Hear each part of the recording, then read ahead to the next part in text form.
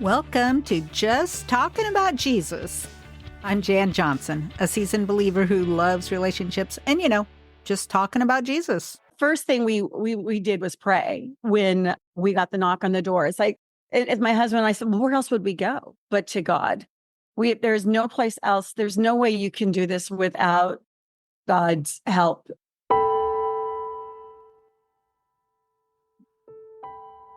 Welcome, my friends. Last week, we heard from Angie, Clayton, and Jackie Baker tell their two very different stories of adoption. If you haven't listened to that yet, go back and check it out. Have you lost someone to suicide or drug overdose? Perhaps not, but we've all had someone in our lives die, and we've each grieved in some manner. Birthdays, holidays, special occasions all trigger our grief. In some cases, we face regrets or somehow blame ourselves. Today we'll hear from Angie Clayton and Jackie Baker, who both have stories which have brought them to counseling and be there for people in their time of grief. It's a hard subject, but stick with me, because I believe you'll go away with comfort and ideas to deal with grief yourself and to stand beside others who grieve.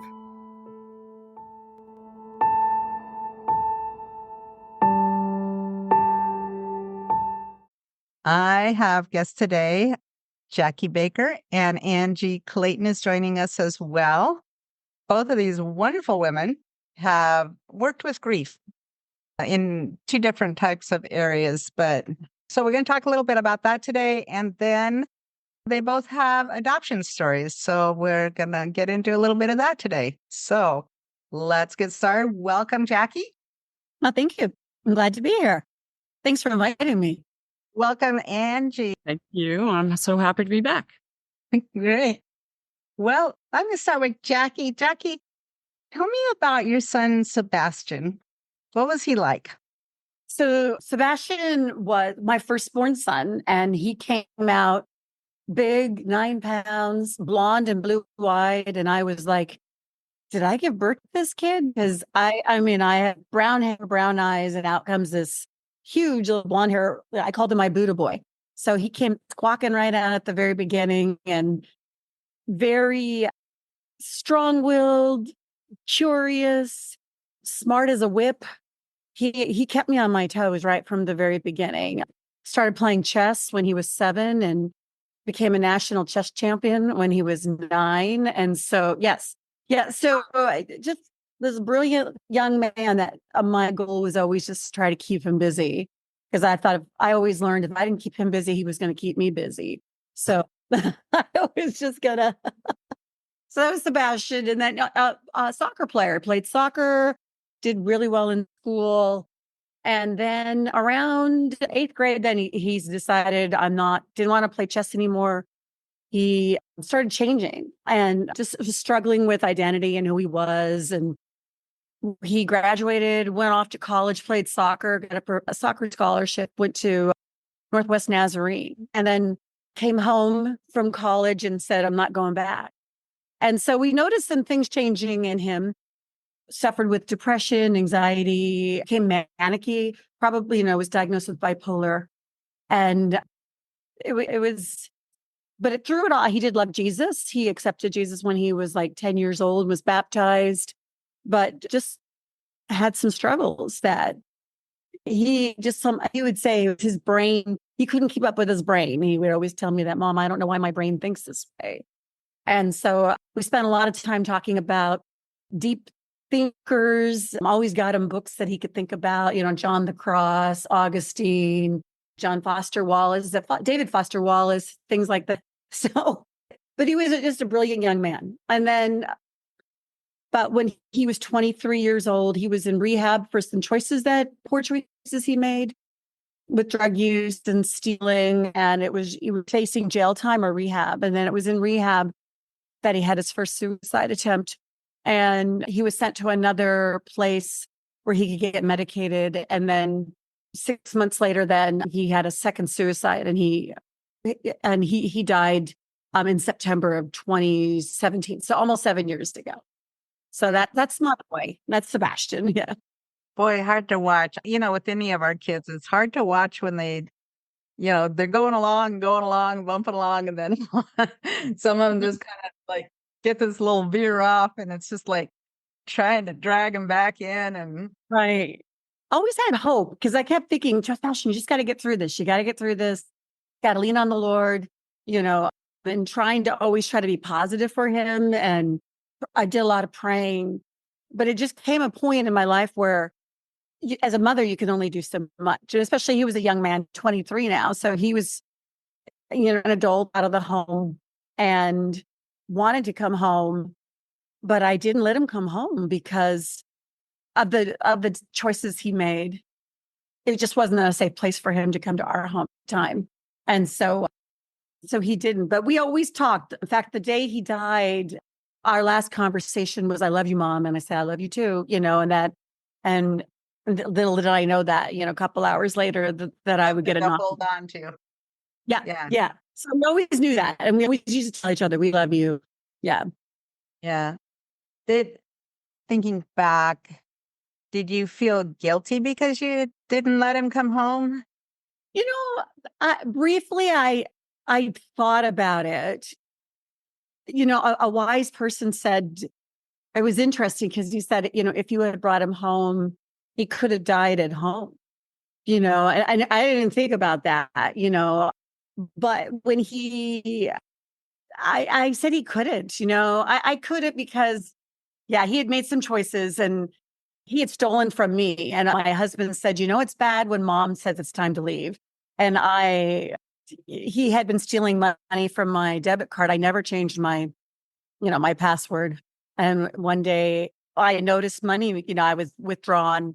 And so I confronted him, and this is before I kicked him out. And he, asked him, and he said, yeah, I took your money. You might want to change your debit card number. And I was like, okay, all right, then I'm done. I mean, that's where he was, Yeah. He was just, I don't excuse his behavior. It was not, I don't make any excuses for it at all. He made some poor choices, and I just couldn't bring him home because of that. Right. And you made the best choice that you should at the time, Yeah. Yeah. Yeah. But it killed you. I mean, literally, it was hard. I mean, I think about that, and I was like, no, it was the right decision to make. I mean, maybe someone might not agree with it, but for us, it was, yeah. No, and I think too, it was God's protection for you, in a lot of ways. Because I have interacted with mothers or that have found their children, and that's that would be awful too. Yeah, I think that God saved me from that. Yeah, absolutely. I think that'd just be, oh my goodness, and so when things like that happen, your first question is like, why God? But it's like, how did you deal with that? Where did you see God in the midst of this? It through it all. Well, he was, of course, the first thing we did was pray when we got the knock on the door. It's like, as my husband and I said, well, where else would we go but to God? There's no place else. There's no way you can do this without God's help, because I always say it's one of the lies is that God he doesn't give you anything you can't handle, but you cannot handle this. You cannot do this on your own. You need support, and you need support from people, from God. And I always said, I remember at the funeral at our church, the sanctuary was filled. There must have been at least 600-700 people there. And there was a line, and all I kept thinking was, people would say, you don't remember, but you did this for us, and you did this for us. And all I kept thinking was back in Revelation when God said, there'd be no more tears. There's going to be, I go, this is what heaven is going to be like, because there's just going to be no more tears. It's just, we were just felt so lifted up by the body of Christ. And that was just the only way. I mean, I have no memory of the first few weeks, of what happened, but I do know that I was carried through it, and so that was the only way. I mean, and I cried to the Lord all the time, just, in grief and pain. And the Psalms were a lovely place. They're filled with laments and, why God, why God? But it's always to God when we pray. It's always to him. And he doesn't give us what I just remembered is that, oh, but Jesus, God watched his own son die on the cross. He knows how I feel.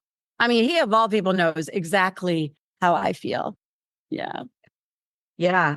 And I mean, even more so because it was so brutal. Right. Yeah. You know, I mean, even if we watch our kids getting bullied and whatever, your heart is hurting. Yeah. hmm Yeah. Yeah. But to have something like that is, yeah. Mhm. So you have moved into an area working with women who have lost children through suicide. Tell us about that.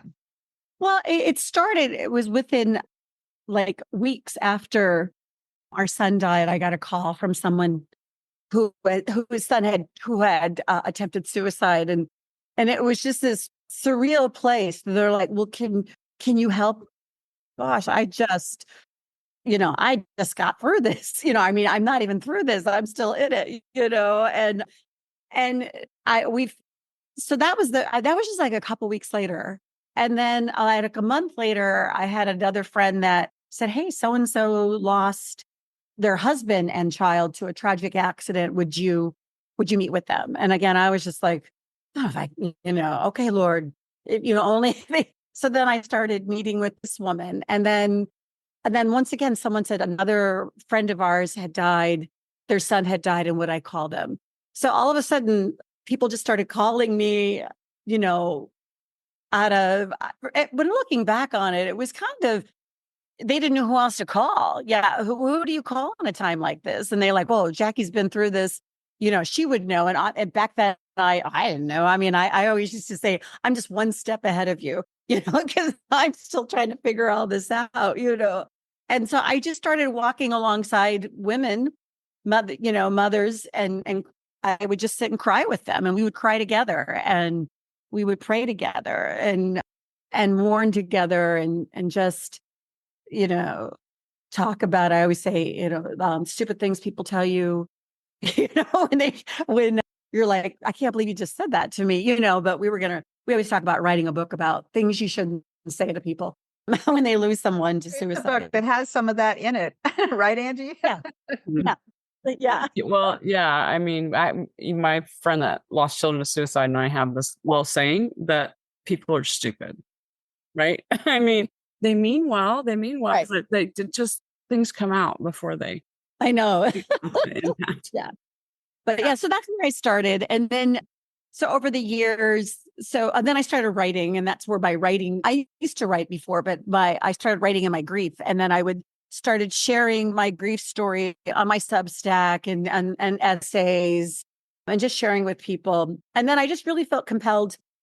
I wanted to find a better way to help other mothers and who lost children to suicide. And so I started a support group at church that's just in its infancy stages right now. But I meet with a couple gals who have lost someone, not a child, but other family members to suicide, and just that common thread, just a safe place to talk about grieving a suicide. It's I have found that it's different suicidal grief than similar to traumatic grief, but there's a lot of the things that are different are, if someone dies from cancer, people are walking alongside them. We know it's coming, they were brave.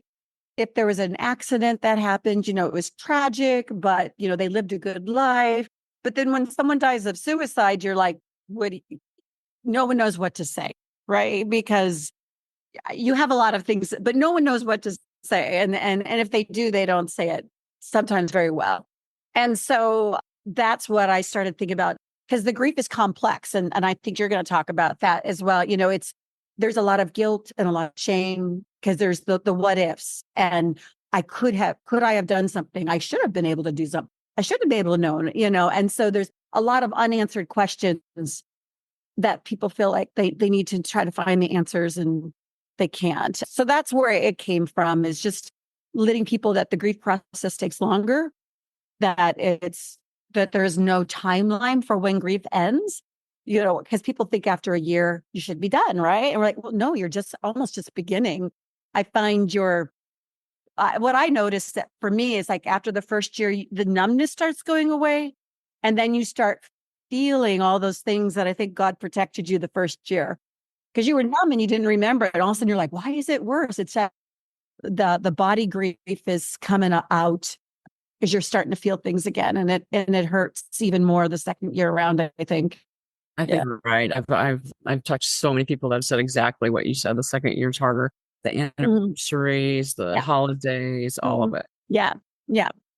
There are things that, in your working with other women going through this, are there do you ever come to some resolution or something that helps you understand? Are there certain things over others that help you understand how this could happen, and maybe that it wasn't your fault, or I don't know.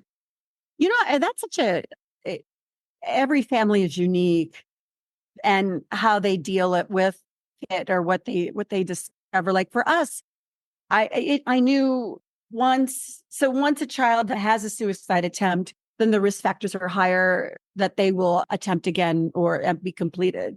Of course, boys are more likely to complete a suicide statistically than complete it by, kill themselves than a woman. The fact that our son had already had one unsuccessful suicide, the risk factors had gone up higher. And it comes to a point where I found where I just had to let him go. And I'm still going to help him. We got him into rehab. Found him a psychiatrist, but I can't control what he's going to do all his life, and I think that's the hardest part. I think for moms is we want our children to be safe always, even our adult children. Right. But there's no guarantees in life, and we're all going to die. You didn't, the trajectory was your child wasn't going to die this way. It was going to die from old age after we're gone. Right. No one wants to bury your own child. So, yeah. So I find for us, once Sebastian died, it was almost a relief. Our suffering was, of course it changed, but we no longer worried about him anymore. I knew he was safe because his pain was gone. His suffering was gone. And I used to be really ticked. I'm like, boy, he's better off than I am right now. And I remember after his first attempt, and I was in the ER with him, I was so mad. I had, and I don't know if it was right or wrong, but I was just really angry because he had the rope marks around his neck were raw from, the rope broke. He was missing for 24 hours after, and then he was finally found and was admitted to a hospital. And I was just like, Sebastian, I go, but when you die, I go, you leave me behind. You're good, and I am going to be hurting like hell. It was just, and I was like, I don't know if that was the right thing to say, but I was just so, but there is no right thing to say. Yeah. I was so mad. You're coming from the depths of your broken heart. Yeah. And he was just, he was just like, whatever, because he was so sick mentally, it was just so mentally distraught that he couldn't go there. But yeah.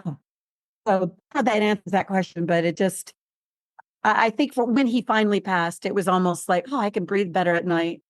Because I have friends whose sons are still struggling with different things. And, they don't know sometimes if they're safe or not. And I have that, at least I have that assurance to know he's good. Yeah. Yeah. Well, I think the other thing, and I haven't lost anyone through suicide. My niece was a heroin addict and she overdosed. That's the closest I come with that. And even still knowing and trying to get help and trying to do whatever you can, you can't only do so much. And I truly believe that nobody commits suicide who is mentally healthy. No. They're in a place where that seems like the only way to stop it. Often, I'm not going to speak for Sebastian, Jackie, but often what I see is that the decision was an instant, terrible decision, and the consequences were life-ending. But it was one probably of a series of terrible decisions. The kid or the young adult usually has made, and this one was just the last one. Yeah, we have a friend who's a palliative care doctor, and she called what Sebastian was going through was like how'd she call it? Like it was a mental health cancer. She called it a cancer of the mind, and that it was terminal, and she said, of course, we're always going to try and help and the chemo of whatever, but she said, sometimes we have to look at it that way and that is kind of, in a way, it is kind of reassuring, like, oh yeah, this, but there's always still, you always hope that that all of a sudden this miracle is going to happen and they're all better. Right. But, it doesn't always, of course it doesn't, there is no guarantees in life, except for that God is good, that's what I always tell people. And through it all, God remained good and present. And my husband and I would say that we both know this. We have grown closer in our faith since we've lost our son. I haven't seen that a lot. I mean, but we just clung to him. And I always said grieving would be easier if it was just me, and not my husband or my child, because we all grieve differently, right? And we just, and like, and having to learn to respect the way other people grieve in your family. And it can be frustrating at times because I'm like, well, I'm grieving. How can you be grieving? Like, wait, we're all grieving, Right. You know what? That's go ahead. really good.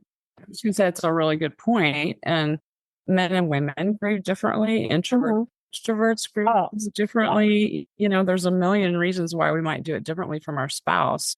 And it is really hard. Why am I wailing and crying and can't stop? And you're sitting over there on your phone, or whatever. Those are extreme examples, but you know what I'm saying? And he's grieving just as hard as I am. It just looks different. But being able to respect that, to recognize it for what it is, and which is grief, and respect the differences. It's so good. Yeah. And then over the years, on the anniversary, we call the anniversary is the day our son died. We call it his homecoming anniversary. That's what we call it. And we always take a trip. So that's something that we've done too. It was a way to, first couple of years was, I just didn't want to be home. Right. I just didn't want to be around.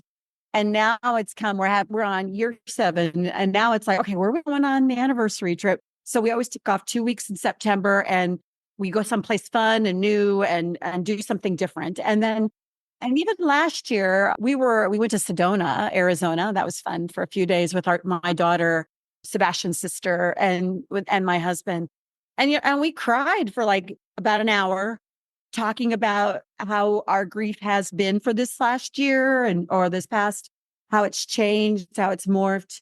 And then we went hiking and laughed and, we can tell the stories more fun about Sebastian now. Because over the years, it was so hard to see who he was outside of what he did, and we forget because people like, oh, your son committed suicide, but he was more than. Because that defined him. Yeah. Does not define him. Right. Yeah. That's just the last thing he did. I mean, it doesn't even say much about who he is. Right. Yeah. Yeah. And so I always like to, because people are always, I always call it lobbing the hand grenade, because people will say, so how many children do you have? And then you're like, how do you answer that?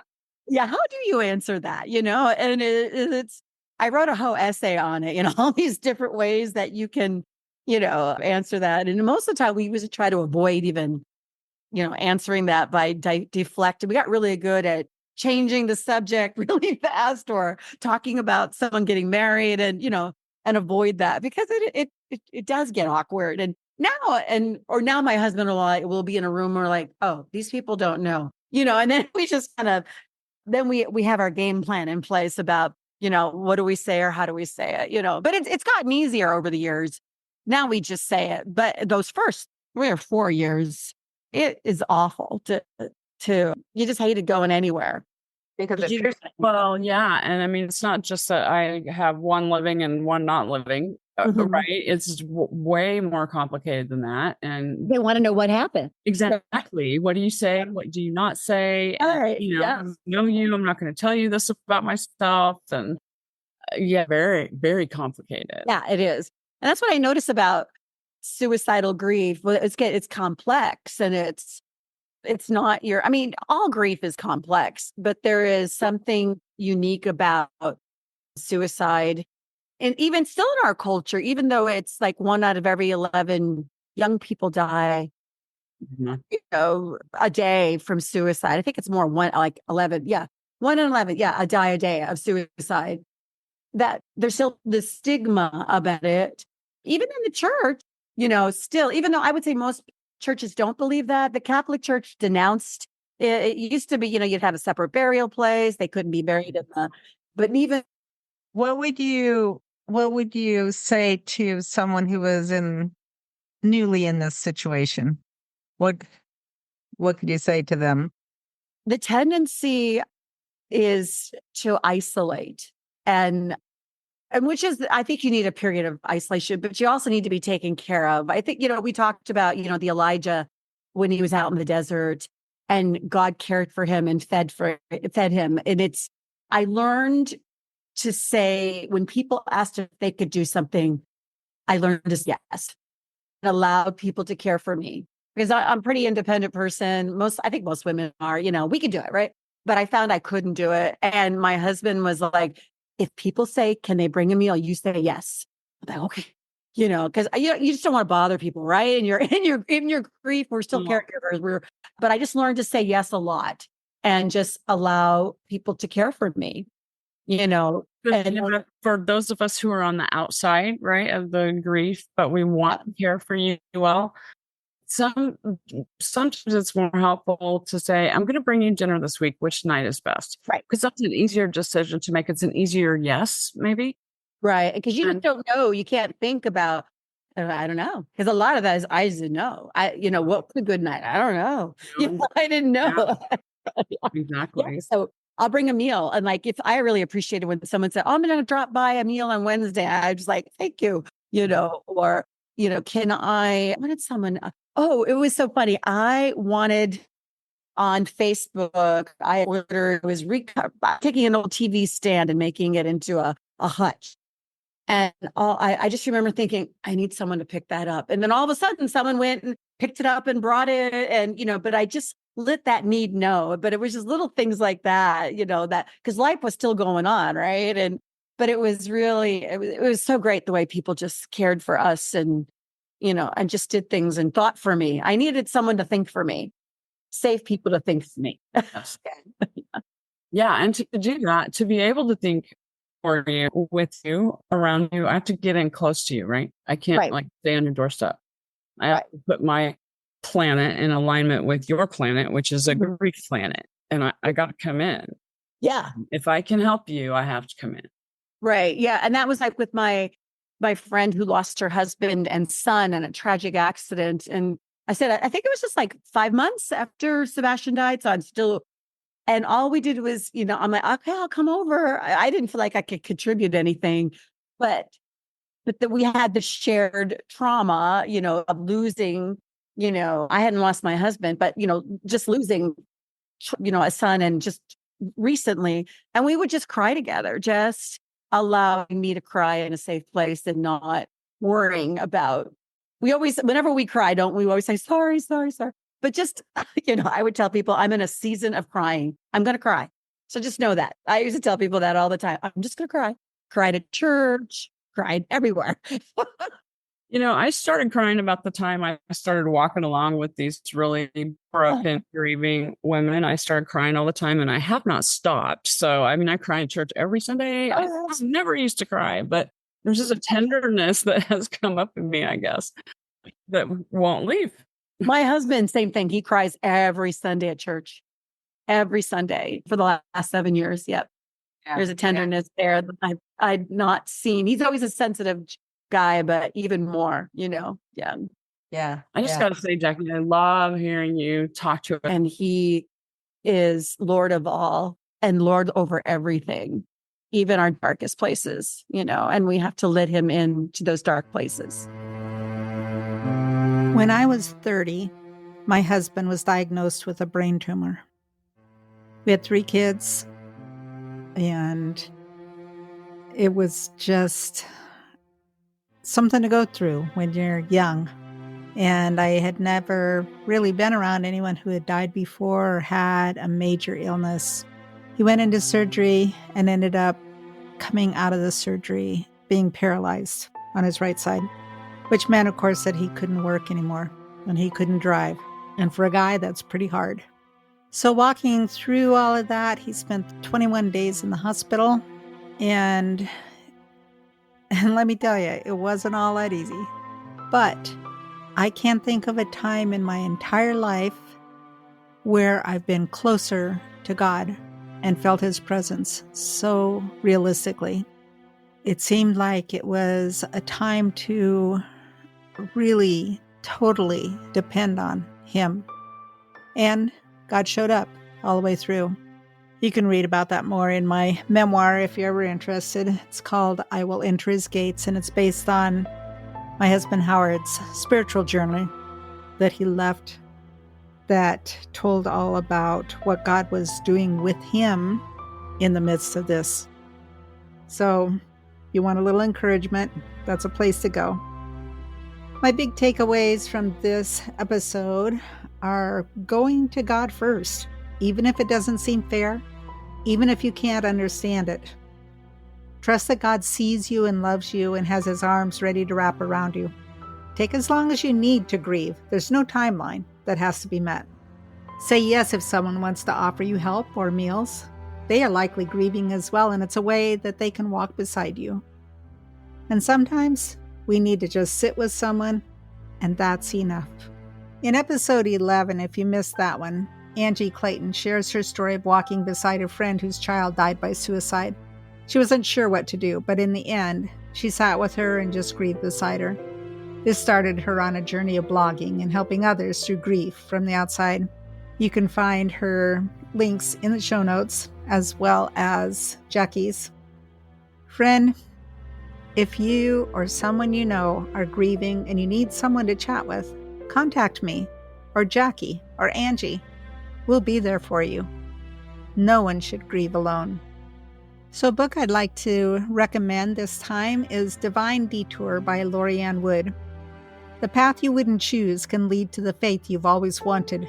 A serious medical diagnosis took Lorianne Wood on a faith detour she never saw coming. As a lifelong believer, she felt profound disappointment in the God she thought she knew.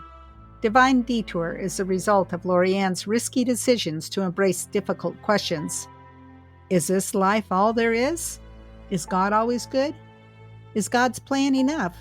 Come along on a 40-day journey deep into the heart of a God who often doesn't behave as we'd like. You'll learn to embrace the 3 questions every life encounters so your faith can thrive along your own inevitable detour.